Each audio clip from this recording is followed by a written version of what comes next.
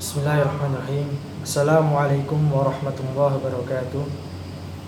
Innal hamdalillah nahmaduhu wa nasta'inuhu wa nastaghfiruh wa na'udzu billahi min shururi anfusina wa min sayyiati a'malina. Man yahdihillahu fala mudilla lahu wa man yudlil fala hadiya lahu. Asyhadu an la ilaha illallah wahdahu la syarika lahu wa asyhadu anna Muhammadan abduhu wa rasuluh la nabiyya wa la rasula ba'da amma ba'd. Tak henti-hentinya marilah kita selalu panjatkan puji syukur kita ke hadirat Allah Subhanahu wa taala, yang mana Allah Subhanahu wa taala telah memberikan begitu banyak nikmat, terutama nikmat iman, nikmat Islam, dan tentunya nikmat kesehatan. Kedua kalinya salawat serta salam marilah kita curahkan kepada junjungan Nabi kita, Nabi Agung Muhammad SAW,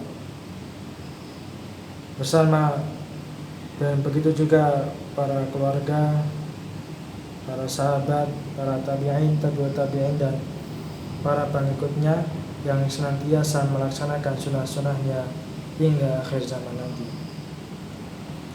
Teman-teman yang dirahmati oleh Allah Subhanahu wa taala, perkenankan saya di sini akan menyampaikan kultum yang berjudul larangan mencela makanan.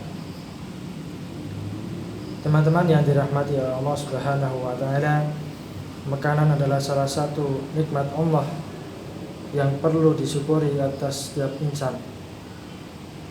Masih perlukah kita mencela makanan yang tidak enak?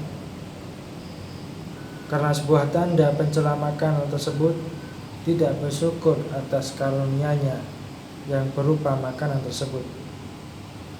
Berapa banyak orang yang merindukan makanan lantaran tidak makan selama 3 hari. Tak salah jika Imam Nawawi dalam Riyadhus Shalihin menyebut sosok yang mencela makanan adalah orang yang sombong.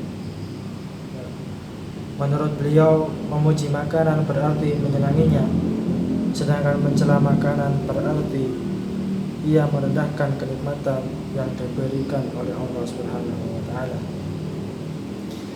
Teman-teman yang dirahmati oleh Allah Subhanahu wa taala, sebagaimana yang dicontohkan Rasulullah sallallahu alaihi wasallam ketika beliau hendak meminta lauk kepada sang istri, namun yang tersedia hanya cuka. Rasulullah SAW tidak mencelanya begitu saja, melainkan beliau sempat memuji cuka tersebut di depan sang istri. Diceritakan dari sahabat Jabir radhiyallahu an bahwasanya Nabi SAW meminta kepada istri beliau lauk, lalu mereka menjawab, kami tidak punya lauk kecuali cuka. Kemudian beliau memintanya dan memakannya dengan roti, dan bersabda, sebaik-baik makanan, sebaik-baik lauk adalah cuka, sebaik-baik lauk adalah cuka. Hadis riwayat Muslim. Sikap Nabi di atas seyogyanya patut diaplikasikan dalam kehidupan sehari-hari. Jika cuka saja masih diberikan pujian oleh Rasulullah, masihkah kita hendak mencela makanan lantaran hanya sekedar kurang asin, sekedar kurang manis, belum matang, dan lain sebagainya. Kemudian selain tidak mensyukuri nikmat yang telah diberikan oleh Allah, tentu ada hati yang tersakiti ketika makanan tersebut dicela. Sebut saja orang yang membuatnya. Jika orang yang membuat makanan tersebut bisa sakit hati lantaran hasil masakannya dicela, bagaimana dengan yang menciptakannya? Teman-teman yang dirahmati oleh Allah Subhanahu wa taala, Rasulullah tidak pernah mencela makanan sekalipun dalam hidupnya. Jika telah tersedia makanan dan beliau tidak menyukainya, maka beliau tidak mencelanya, melainkan cukup dengan meninggalkannya. Hal tersebut merupakan adab yang baik kepada Allah. Karena jika mencela makanan yang tidak disukai, maka seolah-olah dengan ucapan jeleknya itu menolak rezeki Allah.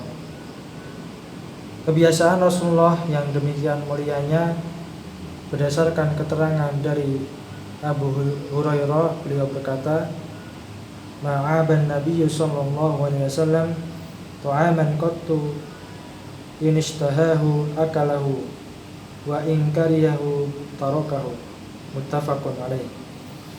Rasulullah sallallahu alaihi wasallam tidak pernah mencela makanan sekalipun. Jika beliau berselera, beliau memakannya. Jika beliau tidak suka, maka beliau meninggalkannya. Hadis riwayat Bukhari dan Muslim. Mungkin hanya ini yang dapat kami sampaikan. Bila ada salah dan kurang, kami mohon maaf yang sebesar-besarnya. Akhirul kalam, nun wal qalami wa ma yasturun, fastabiqul khairat. Assalamualaikum warahmatullahi wabarakatuh.